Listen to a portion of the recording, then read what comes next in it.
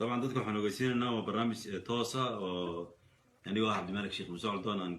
iminka ka hadlayo qodobo badan oo aan muujinayo aragtidayda iyo halka aan ka taaganahay marka taasaan muxuu ahay aan dadka la socodsiinayna insha allah dadka aan muxuu ahay nala socon ayaan la socodsiinaya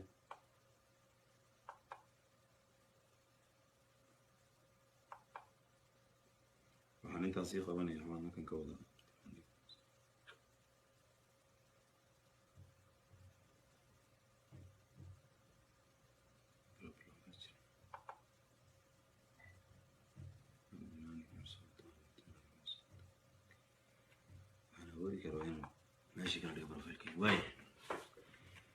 waxaa ku jira 706 waanay badanayaan waan bilaabay بسم الله الرحمن الرحيم الحمد لله رب العالمين والصلاة والسلام على أشرف الأنبياء والمرسلين dhammaantiin السلام عليكم ورحمة الله وبركاته meel kastoo aad joogtaan subax wanaagsan galab wanaagsan habeen wanaagsan salaanta islaamkaana aan idinku salaamay ka hor ee ahayd السلام عليكم ورحمة الله وبركاته nabadgelyo iyo naxariisi korkiina ha ahaato maxaa ka wacan qofku inuu nabad iyo badbaado uu helo uu ka badbaado cadaabta allah inuu ka badbaado iyo dhibaato iyo masaa'ib iyo xanuuno yani badbaado inuu wada baahanay taasi waa taas alxamdulilah yani ilaahay baan u mahadnaqayaa inaga dhigay muslimiin oo insaanka soomaaliga ahi sida lagu ogyahay midhmidh mooyaane midhmidh muxuu ahaa yidhahda diintan ka baxay oo xaalad yar mooyaane laakiin waxaynu nahay muslimiin ayaynu nahay markaa sidaas awgeed xukunka muslimiinta ayay muxuu ahaay aan ku wada jirnaa marka taasaan ilaahay ugu mahadnaqayaa nicmadda ugu weyn waxa weeye waa nicmada islaam waxaan xasuusinayaa naftayda iyo idinkaba cabsida ilaahay baan xasuusinayaa taqwada ilaahay oo ah in amarka allah la qaato wuxuu ilaahay naga reebana muxuu ahaay ka reebanaano taasaan idin xasuusinayaa waxaa kaloo idin xasuusinayaa aniga iyo naftaydaba intaynu adduunyada joognaa inay kooban tahay ay nolosha dhabta ay tahay nolosha aakhiro daar alxayawaan daar alxaqiiqiya nolosha dhabta ahi waa daar alaakhira alxayaa alxaqiiqiya ta aan abadiga ah ee la waarayaan ay taa tahay bani aadamkuna waxa weeye daa'iman intuu soo jiray iyo inta uu imika jiro iyo inta inaga dambaysa jiri doona daa'iman waxa weeye waa muthiira liljadal jadal waxa weeye dood badan ayuu furaa dood badan ayuu dhaliyaa dadku khasab maaha inay isku meel isu raacaan hadda iyagoo muslimiina inay meel isu raacaan xitaa khasab maaha way dhacdaa way iskhilaafaan saxaabadii inaga horreysay asxaabtii nabiga sal ly slam ayaa iskhilaafay hore uu sii sheegay nebigu sal ly slam in camaar bin yaasir ayaan filayaa inuu ahaa uu yidhi nebigu sal ly slam kooxda xadgudbaysa ee kuwa kale ku xadgudbaya intay muslimiintu laba qaybood u qaybsama buu yidhi kooxda muxuu ahaaye xadgudbaysa ayaa dilaysa marka waxa weeye muslimiintay ka dhex dhacday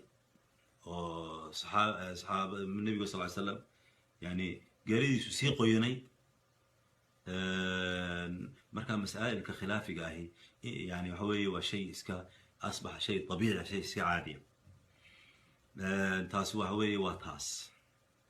asxaabta badan waxaan uga mahad celinayaa halkan igu timi sharaftay inaan halkan inay ila wadaagto oo ay waqtigooda ay siiyaan oo ay dhegeystaan runtii waxa weeye waan u mahad celinayaa waana qiimo weyn bay igu fadhiyaan inta bogayga igala socota daawata waxaan soo geliya aragta ka hadasha aragtidooda say doontaa noqotay iyagana aad ayaan ugu mahad celinaya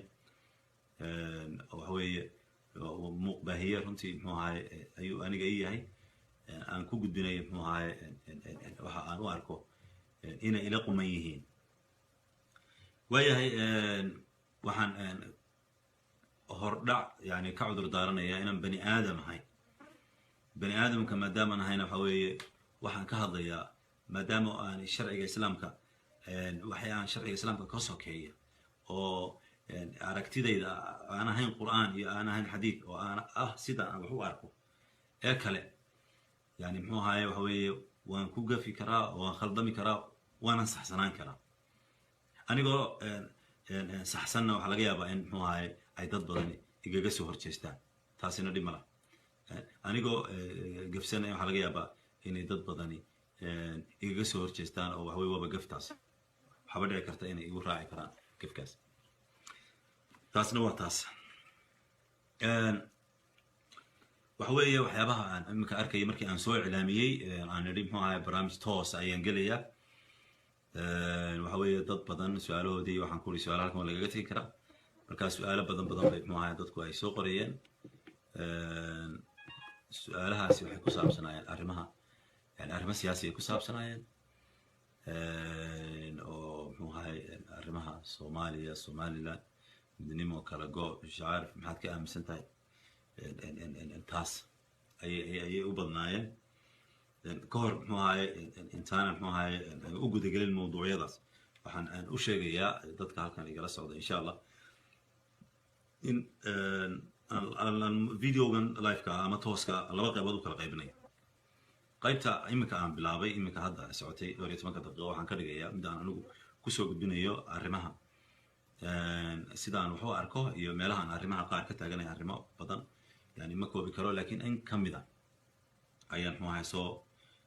ururinaya insha allah sababta waxaan ka dhigayaa maalmo kale iyo marar kale ayaan muxuu ahay marba arrimo soo qaadanaya sababtoo ah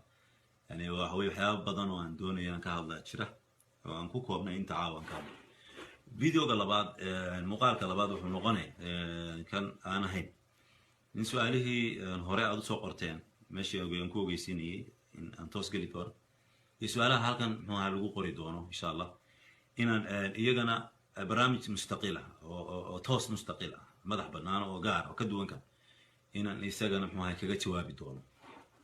oo sababta waqtiga ayaa muxuu ahay isku badanaya haddii aan mar walba muxuu ahay wada bilaabo waxaan ku horeynayaa muxuu ahay kii waxyaabaha barnaamijka muxuu ahay aan u qabtay waxaan ku horeynayaa taariikhda muxuu ahay soomaalida طبعا waxa weeye waxaa jirta taariikh aanan ahayn mid aan anigu aan alifayo iyo taariikh soo jireen ayaa jirta soomaalidu waxay ahaayeen deegaankan ay degan yihiin ayay deganaan jireen qadiiman oo waxa weeye inkasta oo yani kutub taariikh iyo tawthiiqinaysa soomaaliga iyo halku ka yimi ay muran badani ka taagan yahay oo aanay muxuu ahay waxyaaba badan oo qornayn soomaalida saynu ognahay waxa weeye hadal baynu u badannahay taariikhdaynu sugaanta ayay ku jirta waxa ay yani sugaantuna dadkii sugaanyahanka ana waxa weeye dad yani soo dhowaa ayuu ahaa markaa soomaaliga insaanka soomaaliga ahay marka dhinac laga eego dad dhow baynu ahayn dad aada u fog maynu ahayn marka waxa weeye ummadda aan nidaamka lahayn ee aan dowladda lahayn ayaynu ahayn iska xoolo dhaqatada ah soomaal dadkii la odhan jiray oo yani inkastoo magacaas yani lafteeda la isku khilaafsan yahay soomaal yani waxa weeye loo bixiyey soomaal caanaha soomaal oo kale ayaa mararka qaar ay yidhahdaan dadku marka deegaamada aynu degannahay iminka aynu wada ognahay meelaha aynu degannahay qaarna ay madax bannaan yihiin qaarna ay la haysto ayaynu muxuu ahay ayaynu deganay inagoo qaabkaa u degan ayaa waxaa yimi gumaystayaal kala duwan gumaystayaashaas ayaa kala qaybsaday markii ay kala qaybsadeen magacyo ayay ula kala baxeen markii ay ka dhamaysteen ama ay gumaysigu xilligiisii kasoo dhammaaday caalamka kasoo dhammaaday mid kastaaba wuxuu siiyey intii uu gacanta ku hayay madax bannaani ayuu siiyey taariikhda waad ka dheregsan tihiin oo waxa weeye mid aan anigu idinka sheekeynayo maaha oo soomaalidan iminka la yidhaahdo 5 baa loo qaybiyey hore 5 baa loogu qaybiyey labada la haysto Kenya haysato anigu waxaan u aqaanaa طبعا أراضي محتلة أنا وقنا طبعا هدي أذوق تقنيد وحكله وأنا وقنا أراضي محتلة سيدا فلسطين لو يلا هذا لوكا إسرائيل كهيستو إلا تل أبيب لفتة ماشى عاصمتها كل شيء تاني يقدس نوابي كل شيء تاني أراضي محتلة لو يلا هذا ولوكا الله هيستو أيوة إحنا نقول وقنا لوكا كينيا نجا هيستو أراضي محتلة لول صوماليا الله هيستو لوكا إثيوبيا نجا هيستو أراضي محتلة لول هيستو إيه كسر صومالي لودي بلاك والله هيستا وماملك وحوي مامل محوها ورا بتاعه الصومال لودي لكن يعني وحوي قعدت وحكوا هيسا دولة عن صومالهن مامل هو سووا شرا soomaali way ka talisaa waynu aragnaa muuqaalka laakiin waxa weeye araada muxtal waayo shantaasaa loo qaybiyey labadaa dal ay kala haystaan jabuuti oo dhowr iyo toddobaatankii iyaduna muxuu ahaye faransiis haystay qaybteeda oo iyadana muxuu ahaye faransiiskii muxuu ahaye madax banaani siiyey waxaa soo hadhay labadii qaybood talyaaniga iyo ingiriisku haystay ingiriiska qaybta somaliland meesha muxuu ahaye la yidhaahdo hadda qaybta koonfurna waxa weeye koonfurta iyo waqooyiga waa kuwii midoobay 1960kii bishii 6 ayay midoobeen aan iga raalaada 1960kii bishii 7 ayay midoobeen markaa shantaa Soomaaliyeed ayaa jiray laba kamid ah ayaa midoobay markaa dadku waxay ahaayeen dad markaa meel wada degan oo xoolo dhaqata oo Soomaaliya oo af Soomaali ku wada hadla oo deegaankaasi ka dhaxeeyo oo diini ka dhaxayso arrimo badan ka dhaxeeyaan marka isticmaariyiintii almuxtal baa yimi oo kala qaybsaday xaqada jirta waa taas waxa weeye Soomaalidu mid bay ahayd saasun baa loo kala qaybiyay markii laga tagayna waxyaabaha runtii caalamka islaami gumeysigu uu kaga tagay bay kamid tahay inuu dad u yimaado oo yiraahdo waxa weeye meeshan waan camiraya oo waan horumarinaya oo waxa weeye saasan ka dhigaya kadibna uu fitnad xuduud u sii kala sameeyo xuduud mar kastaba yani ay dhibi ka taagan tahay oo sawiray isagu sii sawiray yani maaha Soomaalida dhexdeeda yani dalal badan oo islaamka kamid ah xuduudahaas loo kala sameeyay dad muxuu ahaayay isku jiray ahaayeen dal meel wada degay ahaayeen magaalo baa la kala deganaan jiray si deegaamadaas baa la kala deganaan jiray laakiin dawladda iyagoo aan jiray ayuunba markaa xuduudo waxa loo sameeyay halisa oo suna oo weligeed muran muxuu ahaay kala taagnayn markaas la sii kala qaybiyay si ay colaadu muslimiintu ay mar kastaba u sii jirto yani waxa weeye waa mu'amaraat yani cadawga muxuu ahaay muslimiinta oo dhan maaha Soomaalida oo dhan uu kaga tagay laba muxuu ahaay runtii talawacan la yimi markaas 1960kii bishii 7 kowdeedii waa kuwii midoobay meeshii ingiriisku haystay Somaliland imika Somaliland dib u goosatay iyo meesha kale Talyaaniga haystay waa kuwii midoobay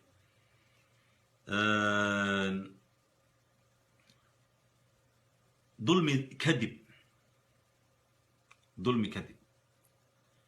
iyo dil kadib iyo dhibaato dawlad Afgaan bay ku timi Maxamed Siyaad Barre hogaaminayo oo runtii wax badan qabatay aan oran karno horumar iyo dhibaato badan dadka u geysatay oo Soomaali Maxamed oo dhan u geysatay aan ahayn dadka reer Somaliland kaliya hala kala bato ayaa dulmiga kadib iyo cunsuriyadaas iyo layntaas ayaa waxa dhacay inay burburto dawladii xooganayd dictatorka ahayd dhinaca ka ahayd istibdaadiga ka ahayd daalimada ahayd Soomaali badan runtii waxa weeye si arxan darra u dishay sidoo kale dawladdaas waxay ku tallaabsatay dawladdaas timi 1969kii waxay ku tallaabsatay waxyaabo ka dhana diinta islaamka shariicada islaamka waxay xariftay oo ay bedeleen quraanka kariimka khudbadiisii caanka ahayd waynu haynaa Maxamed Siyaad Barre oo uu leeyahay ma jiro rubuc iyo thuluth iyo waxaas ma jiraan ragga iyo dumarku xagga dhaxalka way siman yihiin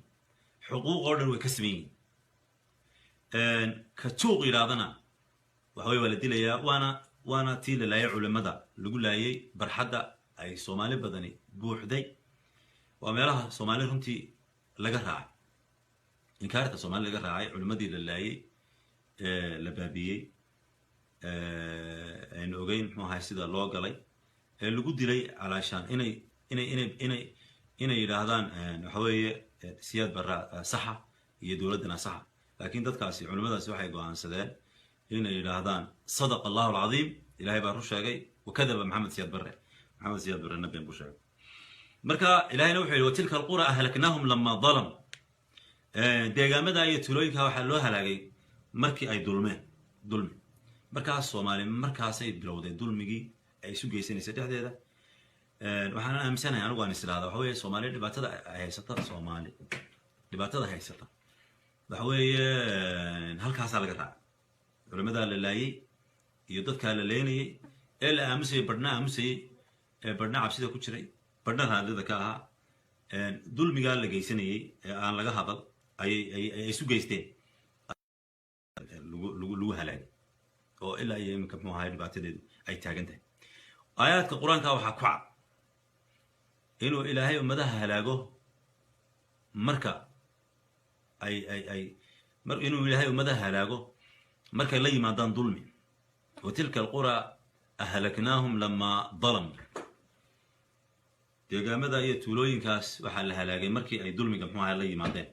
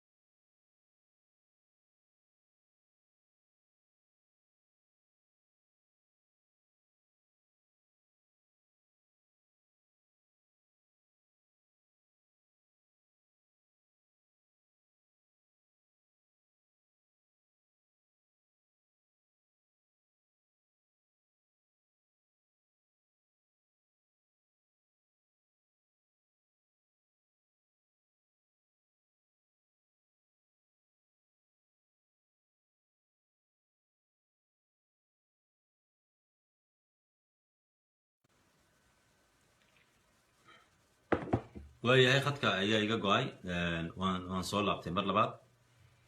khadka ayaa go'ay insha Allah mar dhow waxa weeye caadi ah khadka iga go'ay iga raali ahaada waxa weeye waan soo laabtay marka waxaan waday halaaga ummada ilaahay wuxuu halaagaa markay dulmi yimaadaan xaqiiq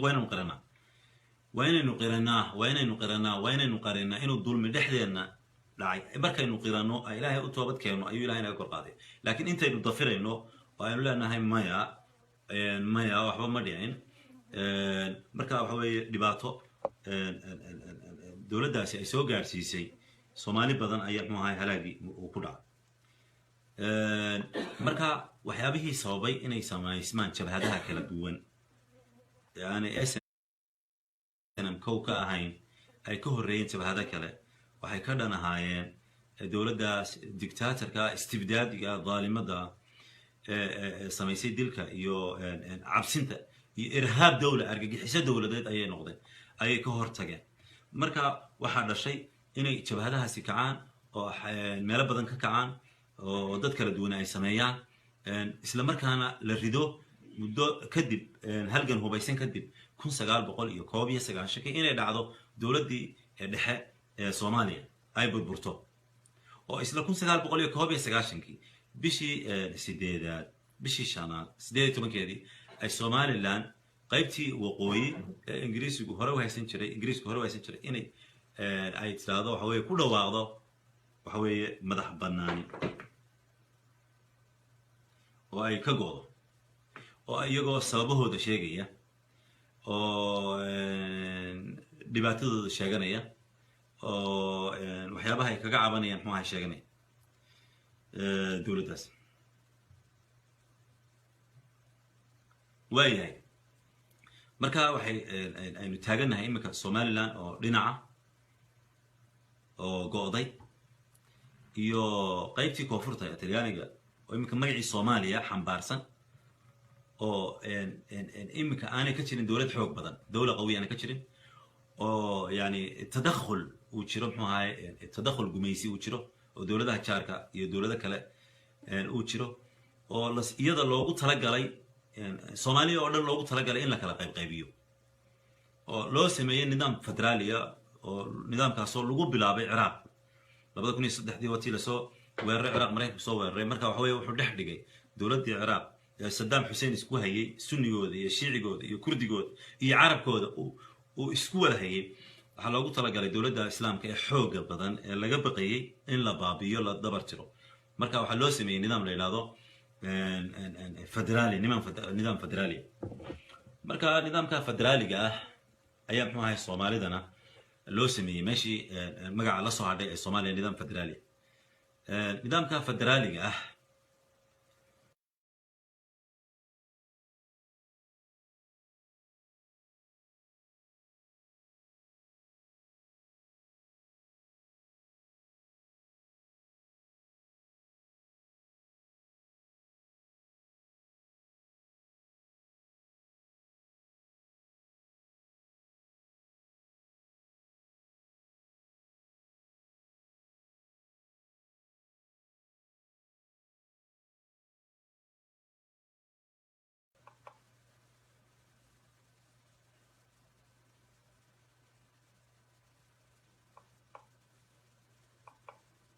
واي انا شو اسمه مربر هذا la socda khadka telefoon khadka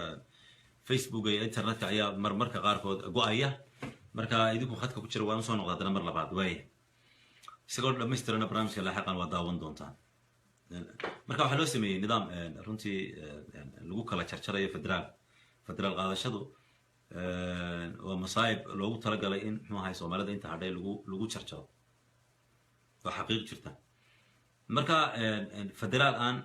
ka amar qaadanay federaal laftooda maamul goboleedyo aan dawladda dhexe ka amar qaadanay ba soo baxay maamul goboleedyadaas ayaa si kala go'ay waxa weey maalin kasta waxaan maqlaynaa maamul goboleed si kala jabaya oo qolo kale ku dhawaaqday iyadoo kala go'aas uu ku saleysan yahay qabyaalad uu ku saleysan yahay qabiil ku saleysan marka maamul goboleedyada baa sii go'aya sii kala go'aya waxa xaqiiqa iyaduna waxa xaqiiqa oo jira faragelin shisheeye oo ay tahay inaynu qirano ogaano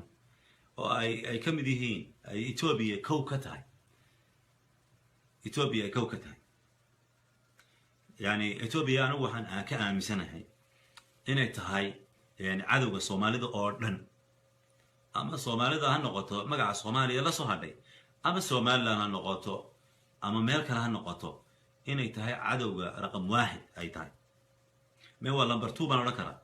ama lambarka labaad cadowgooda labaad sababta cadowgooda koobaad Soomaalidu waxaan u aqaanaa qabyaalad runtii cadowgooda labaadna waxaan u aqaanaa Ethiopia marka cadowgooda saddexaad iyo afraad saasi muxuu ku sii soconay marka waxay ka mid tahay cadowgeeda ugu muhiimsan ee faragelinaya muxuu ahay Soomaalida kala jajabinaya يعني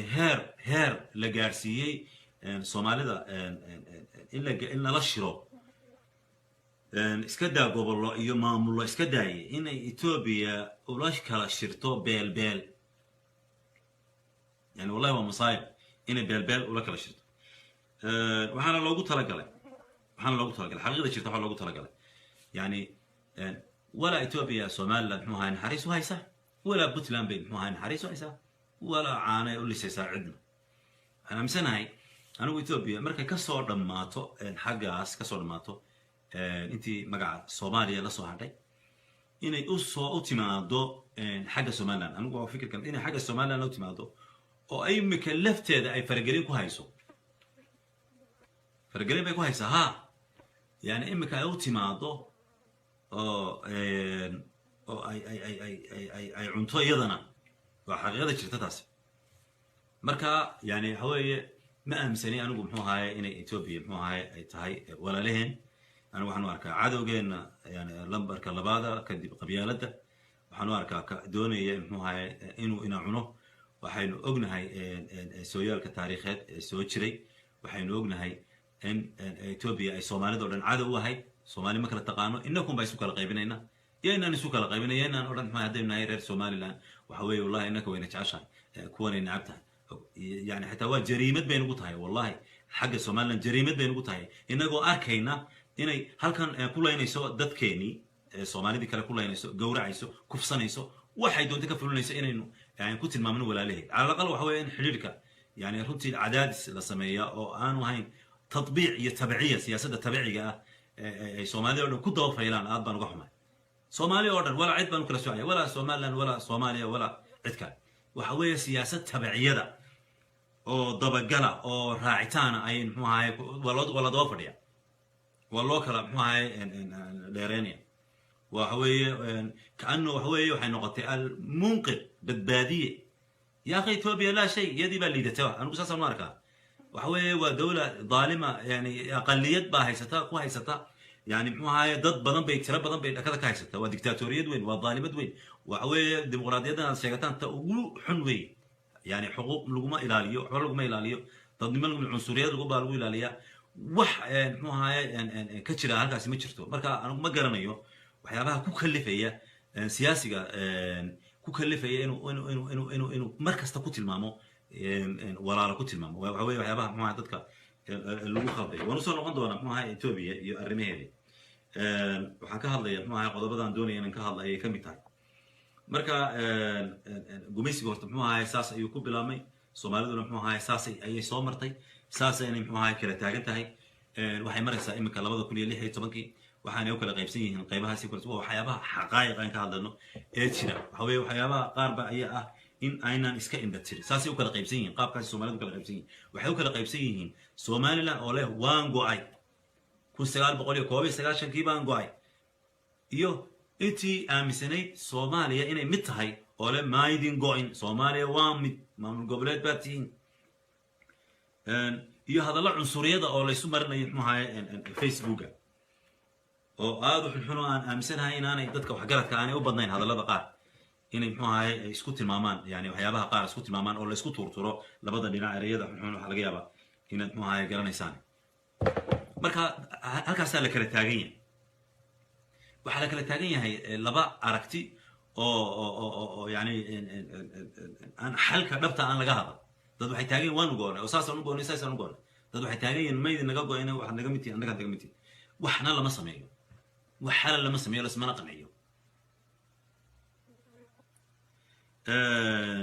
xal ma hana وما arka anigu xal in yani in la taagnaado la yiraahdo waxa weeye naga mid baatiin maamul goboleed baatiin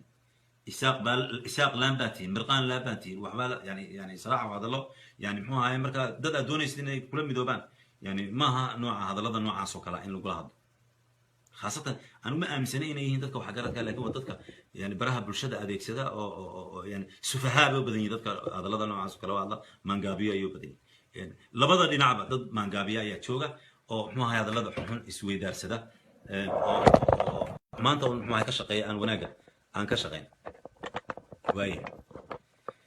dhinaca kalena